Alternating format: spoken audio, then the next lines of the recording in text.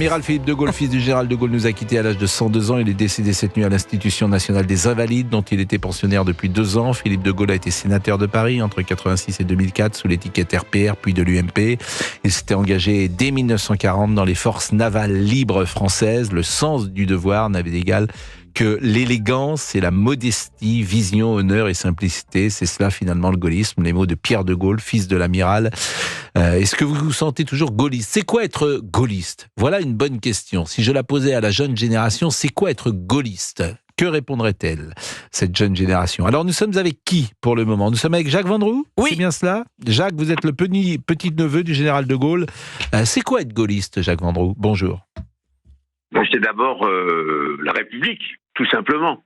L'intégrité, l'honnêteté, enfin, ce que représentait le général de Gaulle, et puis une certaine droite traditionnelle, sans qu'elle soit excessive. Ça n'engage que moi, attention. C'est pour ça que je suis gaulliste et que je resterai gaulliste. C'est-à-dire qu'il n'y a pas de... Le général de Gaulle a été le personnage, de toute façon, on peut trouver le problème dans tous les sens, il a été le personnage le plus important, je veux dire, de la France depuis toujours. C'est lui qui nous a donné des règles, c'est lui qui nous a donné l'exemple, et c'est pour ça que le gaullisme est pour moi une certaine forme d'intégrité, d'honnêteté, de fidélité, oui, de fidélité. C'est-à-dire que tous les gaullistes sont fidèles et vont jusqu'au bout de leur histoire. Voilà. Comment trouver sa place lorsqu'on est le fils d'un homme aussi important, peut-être l'homme le plus important de l'histoire de France, avec Napoléon, mais il y a très peu de grands hommes de ce niveau-là. Comment trouver sa place lorsqu'on est le fils de Charles de Gaulle ? Et ça aurait été peut-être la trajectoire, le destin de l'amiral de Gaulle, Jacques. Non, mais l'amiral, déjà, il a eu, faut pas l'oublier, une carrière assez exceptionnelle. Il a fait une carrière militaire tout à fait fantastique. Il a quand même terminé amiral. Enfin, je veux dire, c'est pas n'importe quoi. Après, il a fait de la politique, surtout après avec Jacques Chirac. Il était au RPR, il était à l'UMP, il a été sénateur pendant, je crois, 12 ou 15 ans. Donc, il a fait quand même une carrière qui est tout à fait honorable par rapport au parcours de son père. De toute façon, il n'aurait pas pu faire exactement, il n'aurait pas pu faire mieux que son père.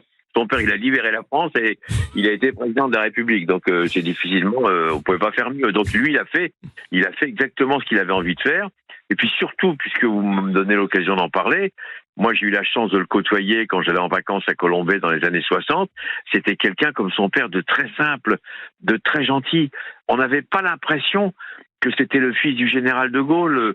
Moi, je l'ai côtoyé il y a encore quelques années, je veux dire, parce qu'il habitait pas loin de chez moi, on se croisait, il me parlait de mon métier, il me demandait qui jouait bien au football, qui jouait bien au rugby, enfin, c'était quelqu'un qui était dans l'actualité, et il m'encourageait, comme son père d'ailleurs, à faire ce métier. Donc c'était vraiment des gens, des personnes extrêmement simples, que ce soit le général, que ce soit Yvonne de Gaulle, que ce soit mon grand-père qui était le frère d'Yvonne de Gaulle, que ce soit Philippe, que ce soit son épouse Henriette. C'était des gens simples, des gens qui étaient à l'écoute de tout le monde. Et le Philippe de Gaulle était souvent interpellé dans la rue, je veux dire, et il donnait son avis sur la France, etc. Mais il communiquait pas officiellement, il critiquait pas François Mitterrand, il critiquait pas Giscard, il critiquait pas Jacques Chirac. Enfin, il restait à sa place, et donc c'était quelqu'un qui était mais vraiment très attachant et très agréable. Je vous remercie beaucoup, Jacques Vendroux. Je vous remercie beaucoup. Et on ne sait pas d'ailleurs, il a émis le souhait d'être enterré à Colombey-les-Deux-Églises. Oui, il croit qu'il arrive. Il sera enterré à Colombey-les-Deux-Églises pour une raison très simple, c'est qu'il y a plusieurs tombes au cimetière de Colombey-les-Deux-Églises. Il y en a une où il y a le général de Gaulle, il y a son épouse Yvonne et sa fille Anne, et tout à côté de la tombe du général, il y a la tombe d'Henriette de Gaulle, qui était la femme de Philippe, et Philippe a souhaité, mais depuis toujours, être enterré à Colombey-les-Deux-Églises. Il était né le 28 décembre 1921, la simple évocation de cette date, il y a 102 ans. Donc il avait quand même, c'est quelqu'un qui avait 20 ans en 40, durant la dernière guerre mondiale. Donc effectivement, il s'était engagé. Il avait fait naval, il avait fait le Royal Naval College également, et il était officier général de la Marine nationale, bien sûr, il était écrivain.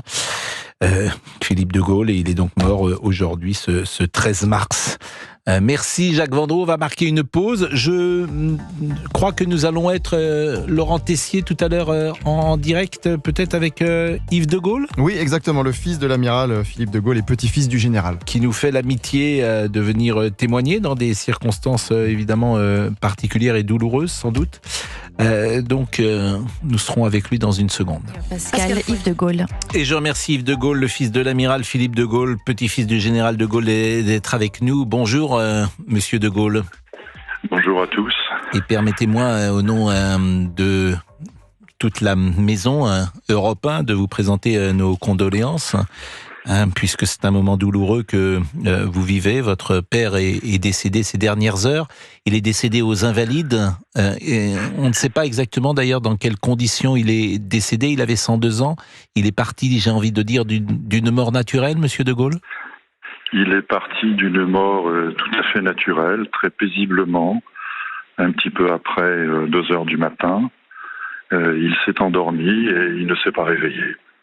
Donc, semble-t-il, sans soubresaut, sans souffrance, et avec toute la paix que l'on peut souhaiter dans ce genre de passage. Quand est-ce que vous l'avez vu la dernière fois ? Je l'ai vu hier. Je l'ai vu hier après-midi. Et je savais qu'il n'était pas en grande forme, comme on dit, mais qu'il était là, conscient. Il faut savoir aussi que il y a 15 jours, il a corrigé les dernières épreuves de son livre. Il les a corrigées lui-même parce que il a écrit un certain nombre de souvenirs complémentaires qui sortiront bientôt d'ailleurs chez Plomb, et il a corrigé les épreuves de ses écrits il y a seulement 15 jours. Donc vous voyez, c'est vous dire l'état dans lequel il était. Mais évidemment, l'âge fait ses effets et il s'est endormi paisiblement encore une fois. Et au début de la matinée aujourd'hui. Ce livre qui paraîtra prochainement, qui sera un livre donc posthume, c'est un livre de témoignages, c'est un livre où il racontera un certain nombre de souvenirs complémentaires qui viendront en appoint des mémoires accessoires qu'il avait republiés il y a quelques mois chez Plomb, et qui ajoute un certain nombre d'éclairages sur un certain nombre de sujets divers que nous avons regroupés, réorganisés pour leur donner une cohérence de sens et d'inscription dans l'histoire qui a été la sienne. Et ce livre de souvenirs, parce que ça s'appellera Dernier souvenir, paraîtra vraisemblablement dans quelques semaines au plus tard. Yves de Gaulle est avec nous. Vous êtes le fils de l'amiral Philippe de Gaulle, vous êtes le petit-fils du général de Gaulle, vous appartenez à une des familles les plus illustres, sinon la plus illustre de l'histoire de France. J'imagine que pour votre père, être le fils du général de Gaulle était évidemment un honneur, une fierté, mais peut-être aussi parfois une difficulté à trouver sa place. Et je sais qu'il était, paraît-il, meurtri de ne pas appartenir à l'ordre des compagnons de la Libération. Alors vous avez tout à fait raison, c'est jamais facile, il n'a pas été facile ni pour lui, ni d'ailleurs pour ses enfants, de trouver la place que nous pouvions envisager dans cette très grande ombre portée qui était celle du général de Gaulle. Et puisque vous parlez des décorations, mon grand-père le général a créé 3 décorations. La médaille de la Résistance, l'ordre national du mérite et évidemment l'ordre des compagnons de la Libération. Il n'en a donné aucune des 3 à son fils. Ce qui, eu égard au parcours qui a été le sien, peut apparaître comme étant une injustice, une certaine forme d'injustice. Mais que voulez-vous, le général de Gaulle était comme ça, c'était pas dans son ADN, et il ne pratiquait absolument aucun favoritisme d'aucun ordre que ce soit vis-à-vis de sa descendance directe. Oui, mais ça dit aussi quelque chose d'une époque. C'est-à-dire que ça n'aurait sans doute pas été du favoritisme que de donner ces décorations à son propre fils, parce que sans doute les méritait-il, mais il ne voulait pas précisément, sans doute, que ça apparaisse comme du favoritisme. Et c'est effectivement... C'est effectivement l'image qu'on se fait du général de Gaulle, d'une intégrité totale avec cette anecdote qu'on rappelle toujours, qu'il payait lui-même Exactement. l'électricité à l'Élysée. Oui, je me souviens très bien à l'entrée du 3 pièces qui s'occupait à l'Élysée, du compteur EDF qui était à l'entrée et qui marquait sa consommation personnelle. Et dans l'ADN de cette famille, ça ne fait pas partie de notre manière de se comporter. Pour le général de Gaulle, il n'y avait qu'une seule chose qui importait, c'était servir, exclusivement. Peut-être que cette époque est révolue, j'espère que non, mais en tout cas en ce qui le concernait, et en ce qui concernait mon père, c'est la marque de fabrique, c'est l'ADN, c'est comme ça que ça marche, même si ça s'accompagne de quelques aspérités et éventuellement quelques rigueurs qui ont pu apparaître comme un petit peu injustes. C'est vrai que l'époque a changé. Votre père était né en 1921 et Oui. votre grand-père en 1890. C'est Absolument. vrai qu'on ne s'embrassait pas ou on n'embrassait pas les enfants de la même manière. On ne leur disait pas « je t'aime » comme on le fait aujourd'hui, non. que le monde a changé. Mais quel est le père qu'était l'amiral Philippe de Gaulle, Yves de Gaulle? Le père qui était le général de Gaulle était pour son fils l'amiral un père attentif, affectueux, exigeant bien entendu. Et notre père a été pour nous dans la même lignée, attentif, exigeant. Et comme vous le dites, comme on dit aujourd'hui, c'était pas touchy. On passait pas son temps à toucher, à s'embrasser, etc. Comment vos enfants et peut-être vos petits-enfants vivent-ils aujourd'hui cet héritage? C'est un héritage dont ils sont tout à fait conscients, mais en même temps qui commence à s'éloigner. Le temps fait son œuvre. Le personnage du général de Gaulle est moins prégnant pour eux qu'il ne l'a été pour moi, parce que les circonstances ne sont évidemment pas les mêmes. Ça, c'est banal que de le dire. Mais pour vous donner une référence, moi, lorsque j'avais 10 ans, nous étions en pleins événements de l'Algérie, et en particulier de l'indépendance et de l'OAS de l'Algérie française. Et c'était une période extrêmement particulière, voire violente. Et aujourd'hui, le général de Gaulle est devenu un personnage œcuménique, et il n'y a plus du tout l'atmosphère qu'il y a pu y avoir à l'époque, ni la différence dans les comportements. Aujourd'hui, le général de Gaulle appartient à la nation, et c'est très bien comme ça, et nous nous inscrivons dans cet esprit-là. C'est important de le rappeler, de le dire, qu'il y a quelque chose qui compte quand même dans l'existence, c'est de travailler pour plus grand que soi. C'est ça qui importe, et qui fait que pour le général, comme pour mon père l'amiral, ce qui nous semble essentiel, c'est de la capacité à servir l'intérêt public, l'intérêt national, et à oublier ce qui constitue, même si quelquefois c'est difficile, à oublier sa propre personne. Plus on s'éloigne de la mort du général de Gaulle et plus la nostalgie est présente. Aujourd'hui en France, nostalgie d'une certaine époque, bien sûr, de certaines règles, d'une certaine rigueur, d'une certaine France, disons-le, et de certaines valeurs qui étaient incarnées à travers le général de Gaulle que vous venez de rappeler d'ailleurs. Servir et non pas se servir.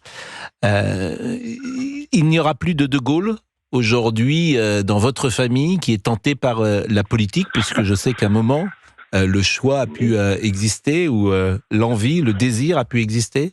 Oui, pas en ce qui me concerne, mais ce que je peux vous dire, c'est que ni mon père, ni aucun d'entre nous n'ont eu la moindre illusion de pouvoir, même si on l'avait voulu, mais de pouvoir ressembler au général de Gaulle, qui était un personnage tout à fait hors norme. Ce que je peux dire aussi, c'est que peut-être, faudrait-il que les Français commencent à apprendre à vivre avec une idée qui est assez simple, c'est que pourquoi n'arrivons pas à nous gérer, à nous gouverner, à aller de l'avant, y compris quand les circonstances sont difficiles, elles le sont malheureusement souvent, mais pourquoi n'arrivons-nous pas à le faire en dehors des personnages exceptionnels comme le général de Gaulle?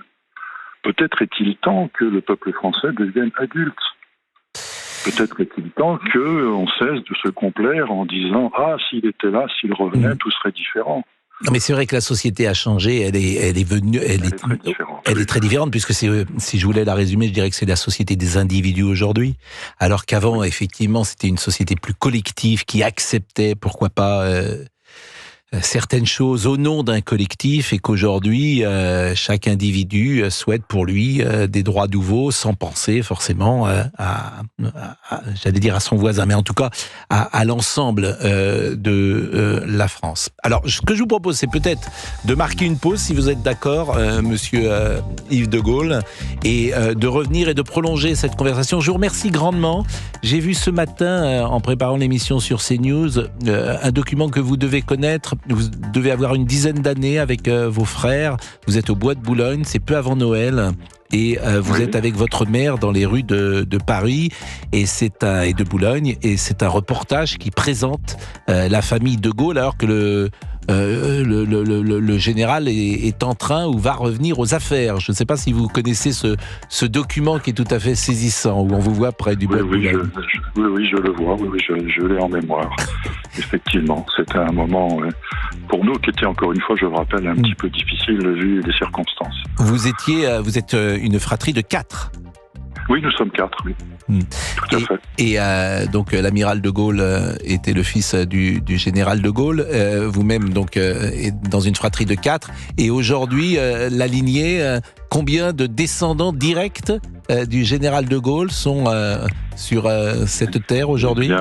Écoutez, il y a aujourd'hui 3 petits-enfants du général de Gaulle.